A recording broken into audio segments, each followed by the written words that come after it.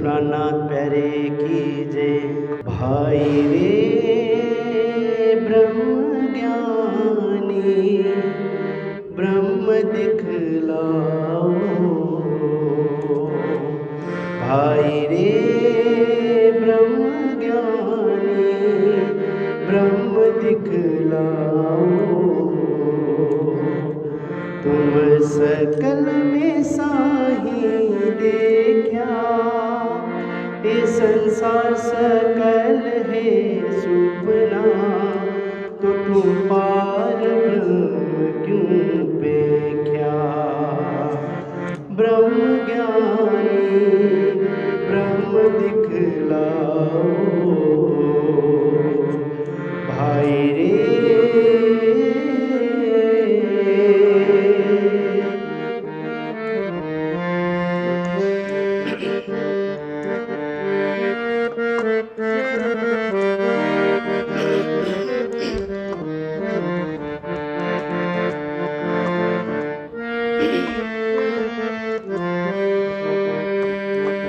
सत सुपने में क्यों कर आवे, सत सुपने में क्यों कर आए।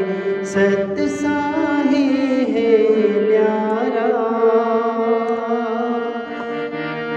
तुम पार ब्रह्म सो पहचान नहीं, तो क्यों उतरोगे पार। ब्रह्म ज्ञानी ब्रह्म दिखलाओ, भाई रे। भाई रे ब्रह्म ज्ञानी ब्रह्म दिखलाओ। तुम सकल में साही देखा, ये संसार सकल है सुपना, तो तुम पार ब्रह्म क्यों पेख्या।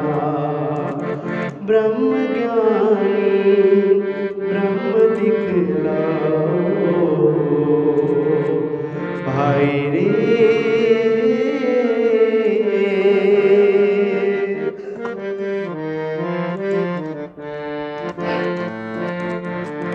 तुम बैकुंठ जामपुरी ककर देखा,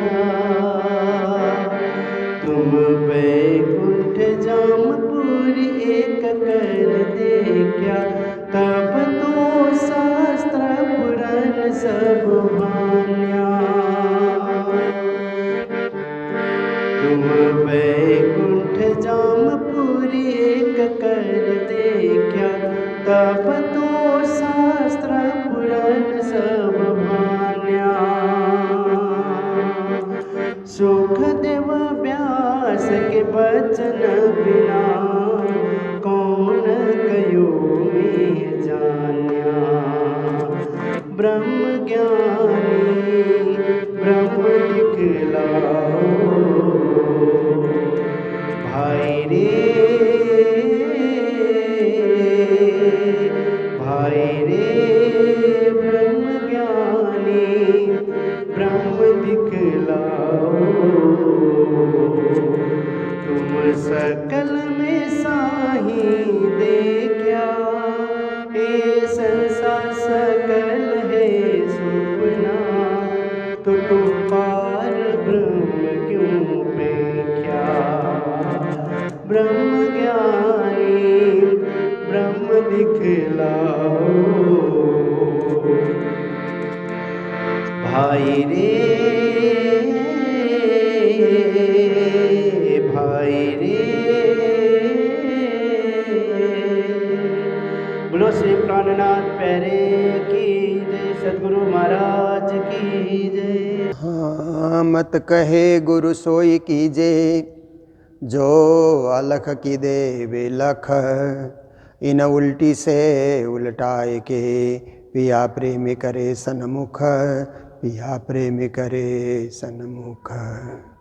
बोलो कृष्ण कन्हैया लाल की, श्री निजानंद स्वामी की। श्री प्राणनाथ प्यारे की, महारानी बाईजुराज की, महाराजा छत्रसाल की, गुरुजी मंगलदास महाराज की, श्री कृष्ण प्रणामी धर्म की, तीनों पुरी धाम की, सर्व सुंदर साथ की।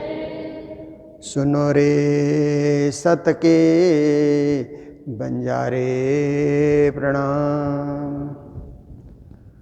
उपस्थित धर्मप्राण शिरोमणि सुंदर साथ जी, माताएं, बहनें, भाइयों, बहुत ही सुंदर अवसर, बहुत ही सुखद अवसर, प्रातःकालीन बेला। जैसे जीवन का भी प्रातःकाल होता है, बचपन को प्रातःकाल समझना चाहिए, जवानी को दिन समझना चाहिए और बुढ़ापे को संध्या समझना चाहिए। जैसे दिन का एक 3 विभाग होता है ना, दिन को 3 विभाग में बांटा जाता है, प्रातःकाल, मध्यकाल, दोपहर, फिर सायंकाल या रात्रिकाल। आप सोचिए, ऐसे ही जीवन को भी 3 भाग में बांटा जा रहा है। तो बचपन का जो जीवन है ना, वो सरल होना चाहिए, सरल। बचपन सरलता से हमारा व्यतीत हो। कई लोगों का बचपन ही गड़बड़ होता है, क्योंकि बड़े चंचल, किसी का नहीं सुनना और झूठ बोलना, चोरी करना, बदमाशी करना, अनुशासनहीनता, ऐसी चीज़ें कई बच्चों में देखी जाती है। और कई बच्चों में तो क्या है कि माता पिता छूट देते हैं पहले, बच्चा है करने दो, बच्चा है करने दो। जब फिर ज़्यादा होता है तो परेशान होने लगते हैं, अभी हमारा सुनता नहीं है, शुरू से कंट्रोल में नहीं है। और कुछ बच्चे ऐसे ही स्वभाव लेके भी आते हैं, तामसी स्वभाव लेके आते हैं। तो बचपन सरल हो, माता पिता भी यही शिक्षा दें, सरलता की शिक्षा दें, और बच्चे भी अपने आप को सुधारने के लिए कोशिश करें, क्योंकि थोड़ी सी बुद्धि आती है तो सुधरने वालों के लिए वही मौका है, बचपन ही मौका है। बचपन जैसे ढलता है, जीवन वैसे ही बनता है। बचपन हमारा बहुत ही चंचल रहा तो जीवन भर व्यक्ति चंचल ही होता है, फिर स्थिर होना बहुत मुश्किल होता है। बचपन में ज़्यादा क्रोध है तो जीवन भर क्रोध रहेगा फिर। इसीलिए बचपन में ही बहुत कुछ सुधार लेना, समझ लेना जरूरी होता है। इसके लिए योग्य शिक्षक, योग्य माता पिता, योग्य गाइड, योग्य गुरु की जरूरत होती है। जवानी है पुरुषार्थ करने के लिए, कमाने के लिए, धंधा करने के लिए, नौकरी करने के लिए, व्यापार करने के लिए, व्यवसाय करने के लिए। जवानी का समय है, उस समय वो आलस कर रहा है, देरी कर रहा है, समय से पीछे चल रहा है, क्योंकि हमको समय से आगे चलना है। जीवन में कुछ भी पाना है तो समय से आगे आगे चलना चाहिए। समय से पीछे चलने वाला हमेशा पिछड़ा ही रहेगा। एक समय निश्चित होता है, जैसे आरती का समय है, 5 मिनट पहले हम आ जाएं तो आराम से आरती के दर्शन भी कर सकते हैं, आरती बोल भी सकते हैं, आरती सेक भी सकते हैं। आरती सेकना होता है ना, सब कुछ कर सकते हैं। पर घंटी लगी तब हम तैयार हो रहे हैं कमरे में, तो आधी आरती हो जाएगी, कभी तो आरती पूरी हो जाएगी। कई लोग आरती पूरी होने के बाद आ जाते हैं ना, वो क्या उपस्थिति हुई, उसको उपस्थिति नहीं माना जाएगा। समय से पहले आ जाना, समय से पहले काम करना, समय से पहले तैयार होना। जैसे एग्जाम के दिनों में बच्चे हैं ना, घर से निकलने का समय हो रहा है एग्जाम देने के लिए, तब पढ़ते हुए मिलते हैं। एक दिन पहले ही पढ़ के पूरा कर लेना चाहिए। और एग्ज़ाम में जा रहे हैं तो स्वस्थ मन से जाना चाहिए, सब तैयारी करके जाना चाहिए। उस समय पढ़ रहे हैं तो क्या लाभ है? तो जवानी में क्या है? जवानी में समय से आगे चलना, कमाना, धंधा करना, नौकरी करना, व्यापार करना, व्यवसाय करना, ये जवानी का एक उद्देश्य होना चाहिए। और वृद्धावस्था आते ही, जवानी के बाद एक अवस्था आती है प्रौढ़ अवस्था, फिर वृद्धावस्था कहते हैं। जैसे सायंकाल रात्रिकाल कहते हैं ना, प्रातः काल, दोपहर, सायंकाल, रात्रिकाल। जैसे 4 बजे से सायंकाल बोलते हैं ना, ऐसे ही प्रौढ़ अवस्था है। प्रौढ़ अवस्था में विचारवान बनना चाहिए, विचारशील, चिंतनशील बनना, सोच करके फैसला लेना, सोच करके काम करना, कदम कदम में चिंतनशील बनना, ये प्रौढ़ अवस्था का उद्देश्य होना चाहिए। और वृद्धावस्था है तो सत्संग भजन में ज़्यादा ऐसे कार्य में लगे रहना। कहाँ भजन होता है, कहाँ सत्संग होता है, धर्मशास्त्र को पढ़ना, अध्ययन करना, जीवन को सात्विक बनाना, ये जीवन का लक्ष्य होना चाहिए। ऐसे जो जीवन जीता है वो सही जीवन जिएगा, और इसके विपरीत जो चलेगा उसका जीवन निरर्थक जीवन होगा, कष्टमय जीवन होगा, और संसार में आया हुआ ये मानव जीवन पाया हुआ सार्थक नहीं होगा। तो हम लोग श्रवण कर रहे हैं कीर्तन ग्रंथ को। राग केदार है, राग श्री केदार है, और इसमें चिंतामणि बीतक में एक प्रसंग आता है कि ठट्ठा नगर, जो आजकल पाकिस्तान में आता है, तब तो हिंदुस्तान का ही हिस्सा था ठट्ठा नगर भी। तो ठट्ठा नगर में श्री जी महाराज चले गए तो वहाँ पर चिंतामणि नाम के एक कबीर पंथ के संत से मुलाकात हो जाती है। श्री जी की बातों से वो भी प्रभावित हो जाते हैं। पहले तो चमत्कार इत्यादि वो दिखाते हैं, दिखाना चाहते हैं। श्री जी ने चमत्कार को मना कर दिया, हमें जरूरत नहीं है, हमें ज्ञान की बातें सुनाओ। ज्ञान चर्चा होते होते श्री प्राणनाथ जी महाराज के ज्ञान से वो प्रभावित हो जाते हैं। फिर दूसरे दिन से प्राणनाथ जी की चर्चा में आने लगते हैं।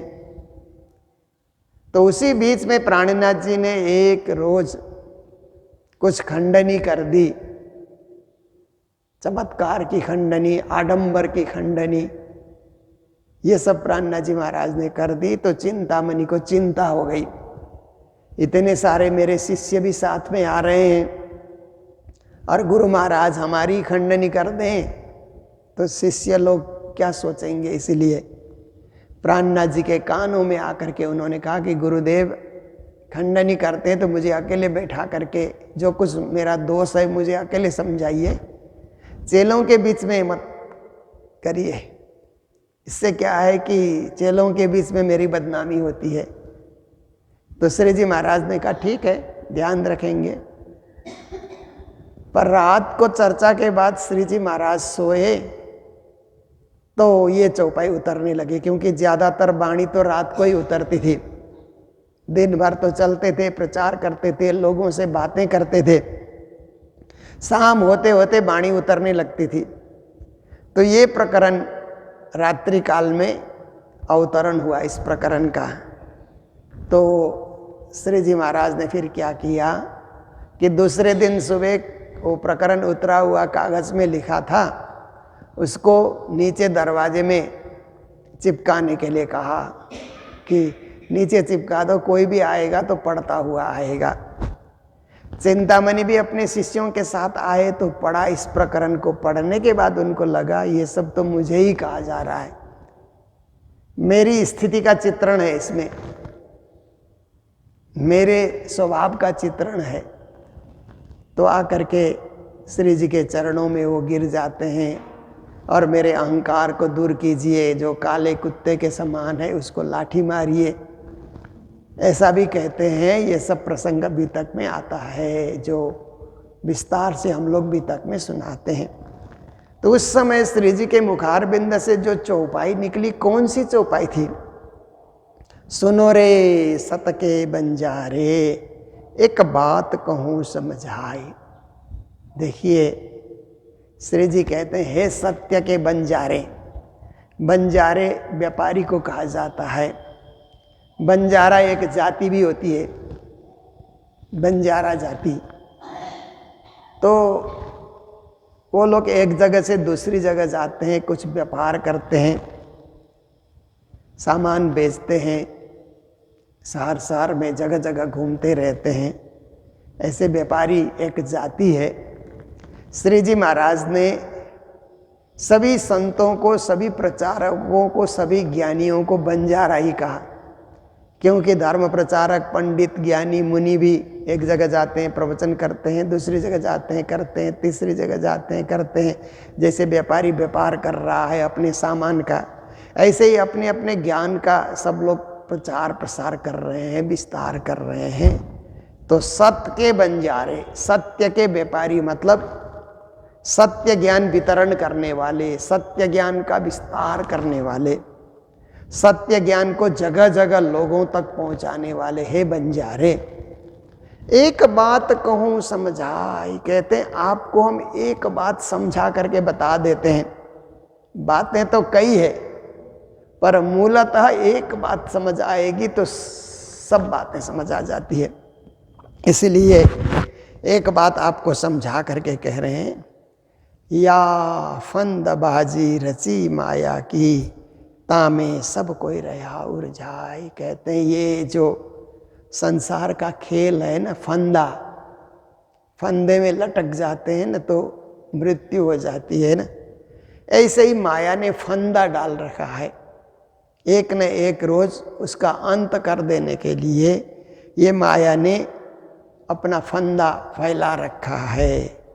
और इसी में तामे सब कोई रहा उलझाए, सब उलझे हुए हैं। देखिए व्यापारी व्यापार करके, सामान बिक्री करके पैसा इकट्ठा करता है, अपना मुनाफा रखता है उसमें। बिना मुनाफा व्यापार करेगा तो व्यापार डूब जाता है। अपने लिए कुछ 10%, 20%, 25% बचा करके रखता है, फिर व्यापार करता है। और जो कथा प्रवचन करने वाले हैं वो सामान तो नहीं बेचते हैं, पर ज्ञान का प्रसारण करते हैं। लोगों को ज्ञान सुना करके फिर लोग कुछ चढ़ावा देते हैं, तो वो चढ़ावा इकट्ठा कर लेते हैं। तो ये किसी न किसी प्रकार से ये धर्म का भी एक व्यापार जैसा हुआ। ऐसे देखो तो धर्म का व्यापार हुआ ना, धर्म का नाम लेकर के व्यापार कर रहे हैं। और इसमें भी दो प्रकार के लोग होते हैं। एक तो जो प्रचार प्रसार से पैसा आता है वो सब संस्था में लगा देना, अपने पर्सनल यूज में नहीं लगाना। मंदिर में, संस्था में, शुभ काम में, कहीं 108 पारायण हो रहा है, ऐसे जगह लगाना। दूसरा एक ऐसा वर्ग है कि आधा लगाता है, आधा अपने प्रयोग में लाता है। जैसे गृहस्थी कोई प्रचारक है तो गृहस्थी प्रचारक को तो बहुत ज़रूरत होती है पैसे की, पत्नी है, बाल बच्चे हैं, घर है, खर्चा बहुत होता है। तो गृहस्थी में भी दो प्रकार के, एक आधा तो सेवा में ही लगा देते हैं, मंदिरों की सेवा में, संस्था की सेवा में, आधा अपने लिए रखते हैं। और एक तीसरा वर्ग ऐसा है कि एक पैसा कहीं देगा नहीं, जितना चढ़ा सब अपने लिए प्रयोग करना, अपने परिवार के लिए प्रयोग करना। पूरा का पूरा माया, धन तो माया ही है ना, रुपया पैसा को माया ही कहा जाता है।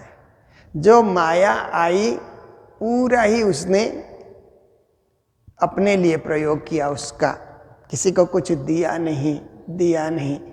जैसे एक होता है ना दाता राम कहते हैं ना, एक लेता राम भी होता है। दाता राम का मतलब देने वाला, और लेता राम होता है तो राम का नाम लेकर के लेते ही जाता है। जैसे भिखारी लोग होते हैं ना, मंदिरों के आगे बहुत सारे भिखारी बैठते हैं। हमारे प्रणामी मंदिरों के आगे तो भिखारी प्राय बैठते हुए नजर नहीं आते, पर प्रसिद्ध जो मंदिर होते हैं उसके आगे कई कई भिखारी बैठे हुए रहते हैं। ये दे दो, भगवान के नाम दे दो, राम के नाम दे दो, ऐसे अल्लाह के नाम दे दो। कई कई होते हैं ना, मुस्लिम भिखारी होते हैं तो अल्लाह के नाम दे दो, खुदा के नाम दे दो, ऐसा करके भगवान को बेच करके, भगवान का नाम बेच करके अपने लिए पैसा इकट्ठा करना, खुद के लिए। दुर्बल है, पीड़ित है, लूला है, लंगड़ा है तो कोई बात नहीं, ठीक है, पर शरीर से ठीक ठाक है, खाता पीता है, सब कुछ कर रहा है और माया को बटोरे जा रहा है, तो उसको व्यापारी नहीं कहेंगे तो क्या कहेंगे। इसीलिए सिर जी ने बंजारे शब्द प्रयोग किया है ना। कई व्यापारी होते हैं, कई लोग क्या करते हैं कि कथा प्रवचन से पैसा इकट्ठा करना और अपना आलीशान मकान बना लेना, अपना जो है संपत्ति जोड़ लेना, अच्छी गाड़ी ले लेना। ऐसा देखिए कितने सारे आप कथाकार आप देखिए, भागवत कथाकार, रामायण के कथाकार कितने सारे मिलते हैं। सब कथा बढ़िया से कर देते हैं, लोगों को गा करके नचा करके अच्छा से लोगों को उत्साहित कर देते हैं, पर जो कुछ मिला अपने प्रयोग में लेना तो ये वास्तव में सही नहीं है।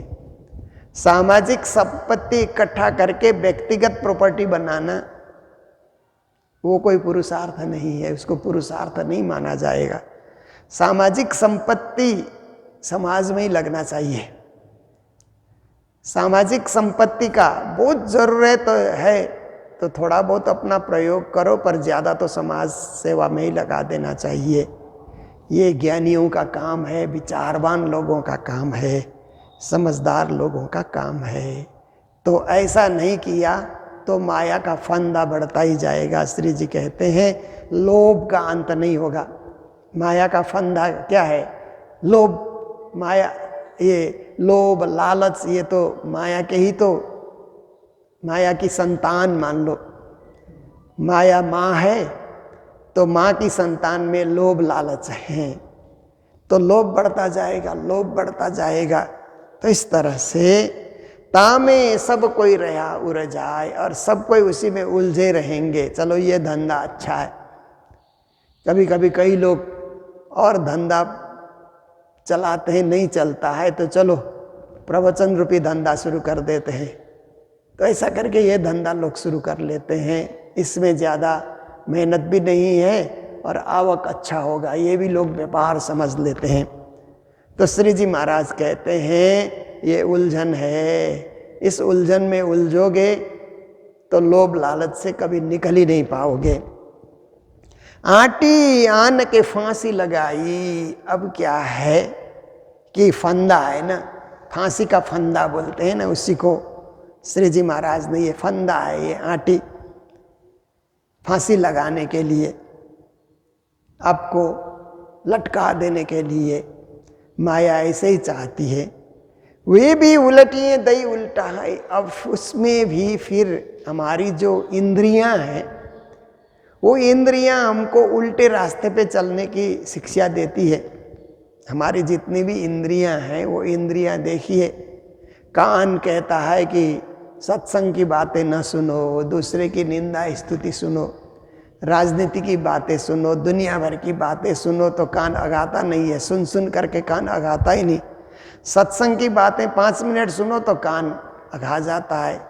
तो देखिए इंद्रियां भी हमको उल्टे रास्ते में, आँख भी मंदिर में आकर के दर्शन पर्शन करो तो थोड़ी देर में ही आँख कहती है बाहर देखो, पहाड़ देखो, पर्वत देखो, लोगों को देखो, शहर देखो, बाजार देखो, हाट बाजार देखो, उस तरफ आँख भी हमको खींच रही है। इसी तरह से हमारी जो रसना है, जीवा है, वो भजन गाने में कम मन लगता है, गीत गाने में, नाचने कूदने में, गीत गाने में उसको ज़्यादा मज़ा आता है, उस तरफ ज़्यादा आकर्षित है। तो कहीं भी थोड़ा एकांत मिला तो गीत गाते हुए मिलेंगे, भजन गाते हुए कम मिलते हैं। तो हमारी इंद्रियां भी उल्टे रास्ते में चलने के लिए प्रेरित कर रही है, जबकि भक्ति मार्ग में इनको जाना चाहिए, परंतु इससे वंचित कर रही हैं, क्योंकि इंद्रियों की रचना ही उल्टी रचना है। इंद्रिय सीधे नहीं है, उल्टे हैं। इसलिए जीव को उल्टाते रहते हैं, जीव को अधोगति की ओर ले जाने के लिए तैयारी कर रहे हैं। बंध पर बंध दिए बिद बिद के, और संसार में माया के इतने बंधन हैं कि व्यक्ति बंधता है तो और बंधता जाएगा। एक बंधन के पीछे दूसरा, तीसरा, चौथा बंधन, बंधन ही बंधन है। सो खोली कि न जाए, कितने बंधन है ना।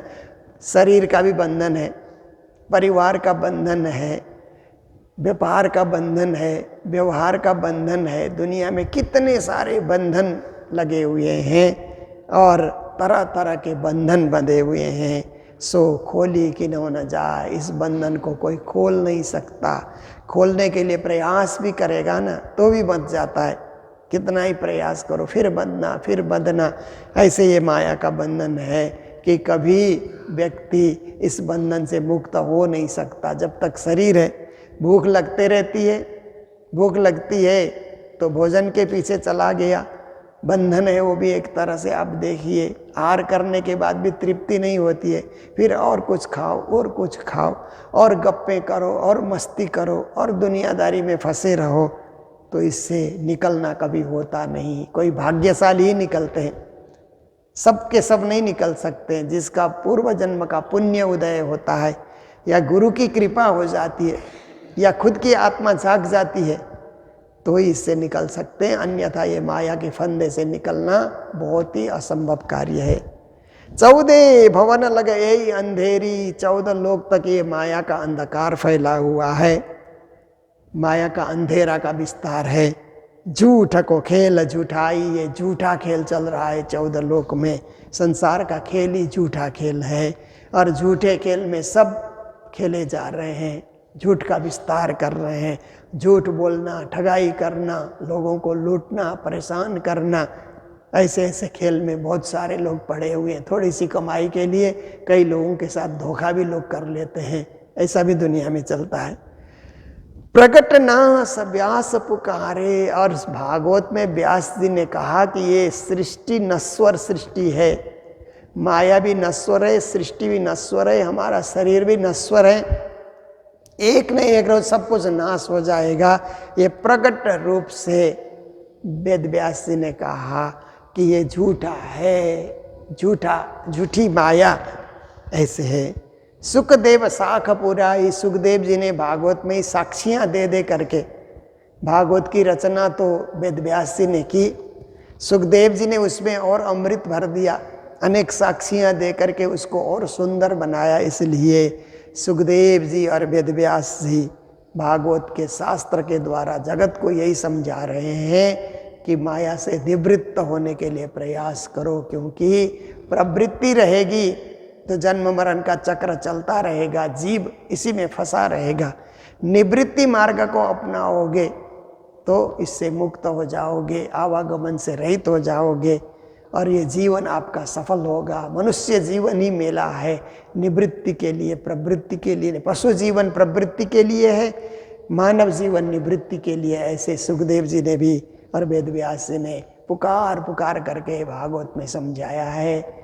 हम समझने के लिए प्रयास करें, जीवन को धन्य बनाएं।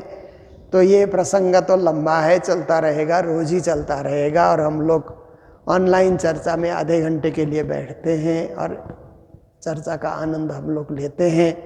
कभी मंगलधाम में बहुत सारे यात्री आ जाते हैं तो वो भी चर्चा में बैठते हैं। कभी यात्री लोग चले जाते हैं तो हम लोग केवल मंगलधाम के सदस्य बैठते हैं। हमारे गुरुकुल के विद्यार्थी भी यहाँ पर पढ़ते हैं, उनके कानों में भी 2 शब्द चला जाए तो उनका भी जीवन सार्थक होगा, धन्य होगा, महान होगा। जैसे हम लोग बच्चे थे तो बड़ों से सुनते थे प्रवचन, जब भी कोई प्रवचन करने आए या माता पिता सुनाते थे तो हम लोग सुनते थे, बैठ करके सुनते थे, खुशी से सुनते थे। फिर गुरु के पास आए तो गुरु की वाणी सुनने लगे, गुरु का प्रवचन, गुरु जी का प्रवचन सुनने लगे, उससे ज्ञान हो गया। ज्ञान होने के बाद इस मार्ग को, निवृत्ति मार्ग को हम लोगों ने स्वीकार कर लिया। तो ऐसे ही हम चाहते हैं कि हमारे विद्यार्थी भी सुने और अपने जीवन को सार्थक बनाएं, जीवन को धन्य बनाएं। एक शब्द भी कान में जाएगा तो जीवन धन्य हो जाएगा। तो इन्हीं शब्दों के साथ आज की चर्चा को विराम दे रहे हैं। आज जो सेवा आई है राजभोग भंडारे की सेवा और वृद्धाश्रम के लिए भी सेवा, थोड़े एजुकेशन बच्चों को जो शिक्षा देते हैं उसके लिए भी सेवा आई है। गुजरात अहमदाबाद निवासी विशाल ब्रह्म भट्ट एवं परिवार जो मंगलधाम दर्शनार्थ आए हुए थे और सपरिवार आए हुए थे, अपने साथियों के साथ आए हुए थे, उन्होंने यह मंगलधाम की सेवा के लिए यहाँ पर जो है ये सब चीज़ें दी है, भंडारे की सेवा। तो सपरिवार को बहुत बहुत बधाई, मंगल कामनाएं। विशाल ब्रह्म भट्ट जी को बहुत बहुत मंगल कामनाएं देते हुए आज के प्रसंग को विराम दे रहे हैं जय जयकार के साथ। बोलो सतगुरु महाराज की, श्री प्राणनाथ प्यारे की, सर्व सुंदर साथ की। 14 भवन लगा यही अंधेरी, झूठ को खेल झूठाई। प्रगट नास व्यास पुकारे, सुखदेव साख पुराई। सुखदेव साख पुराई। बोलो श्री प्राणनाथ प्यारे की, श्री धाम के धनी की। प्रणाम।